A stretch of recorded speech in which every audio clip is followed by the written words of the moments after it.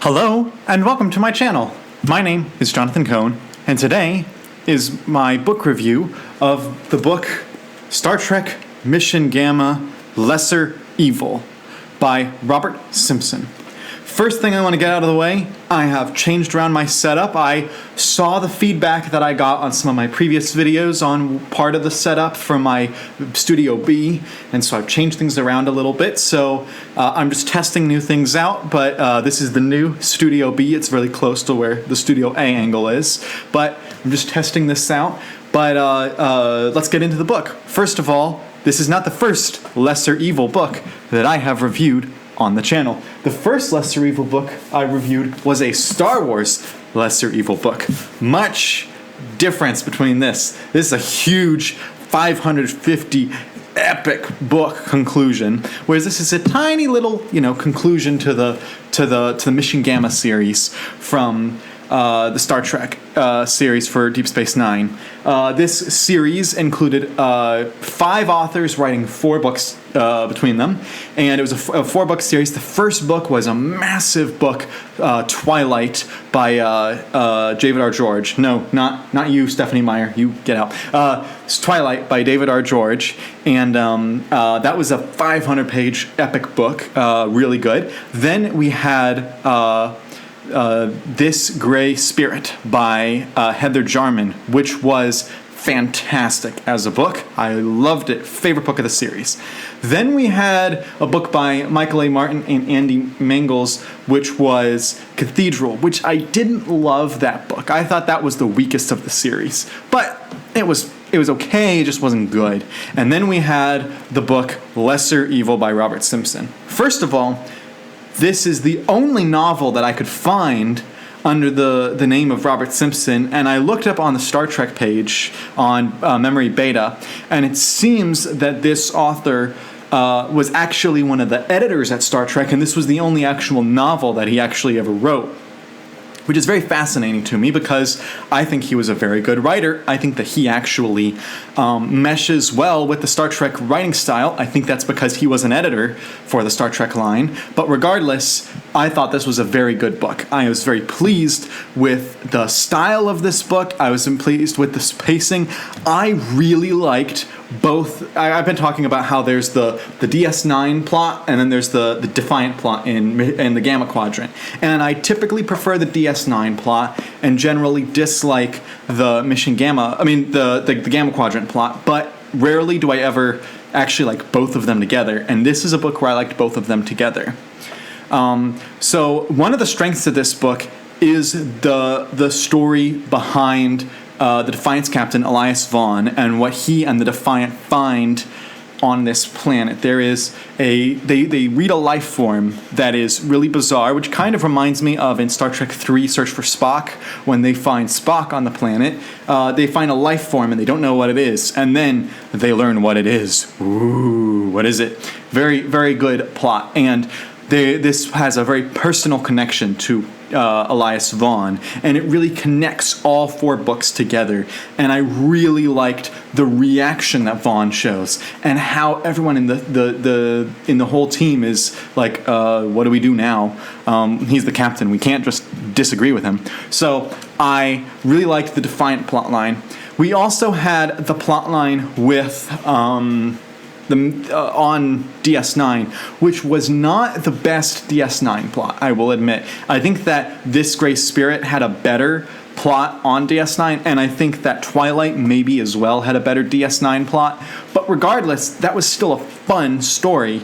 There is someone is assassinated, and then they have to all react to it, and they have to find who the assassin was.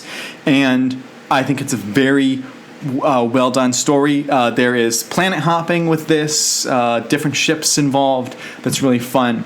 I will say that I feel like certain characters were used incorrectly. Ro Laren stays on the station while Kira Nerys goes off the station to go hunting the bad guy. I think it should have been reversed. I think that Kira should have stayed on the station and Ro should have gone after. I think when you read the book, you'll realize there are several character beats that would have worked so much better if it was Ro instead of Kira in the main plot. And so I get why they chose who they chose, but I would not have done that. Another gripe I have with the book is it's so small. This book is literally half the length of in page-wise of the first book in the series, Twilight, and it is, if you include the font size changes, it's more like a third of the length. It's so short. The other books in the series herald the new era of Star Trek that this was representing, of the 2000s, where we are going to have longer books, 300, maybe 400 pages. We're going to tell full stories that are interconnected. And then this author, Mr. Simpson, went back in time to the 90s style of writing and wrote a 90s book.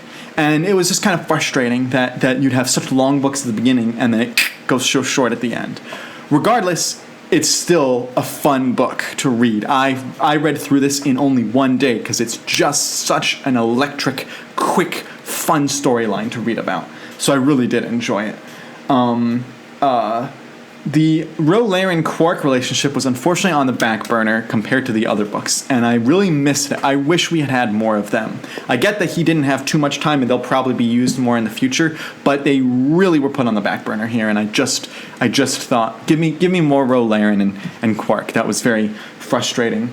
There was also a sidestep in the story for a couple of chapters that goes to O'Brien and Kiko as they go visit the Siskos, which was very weird. I was very confused as to why the authors decided this is what we need to tell. This is the story we need right now. It didn't seem to fit with the whole Mission Gamma storyline. It kind of ties up at the end of the book, kind of, but it was still kind of weird. It was really nice seeing O'Brien and Kiko, though. Their dynamic is really fun, and seeing the kids is really sweet, and seeing the Siskos react to the kids is really sweet. The epilogue in this book is really good because it makes you excited for the future DS9 books. This is a solid epilogue. It ties up a storyline while at the same time introducing a new one, which I really thought was really nice. And it finally, it took an element of the story that was like, can we just get there already? Can we just get there? But still, very good book. The last thing I will say is that this whole series does make me enjoy the Star Trek Deep Space Nine line. Deep Space Nine is not my favorite Star Trek series for TV shows, but I really appreciate the characters in the books, and I've really been enjoying getting into the books. However, I feel that elements from these books are told better in some of the later books that come out. For instance, a character being assassinated on DS9, that story I think is told better in the Fall series. And the whole will they, won't they of a planet joining the Federation is also told better in the Fall series. And this kind of political struggle of civil war within Bajor is also told well in the Prey series. So I feel like there are other series that do this better. So even though I really enjoyed this book and enjoyed the series, it is not a top Star Trek series for me, nor these top shelf books. Maybe This Great Spirit will count as a top shelf book, but this is, it's fine. So if you've read, I would give this book a 4.5 out of 5 or a 9 out of 10. Really good. Not as good as This Great Spirit, but still a very good book, and highly enjoyed it. If you've read this series, let me know your comments on this book and as the series as a whole, now that I've read all of it. If you have any spoiler comments, leave those down below too. And until next time, I'm Jonathan, and thank you for watching.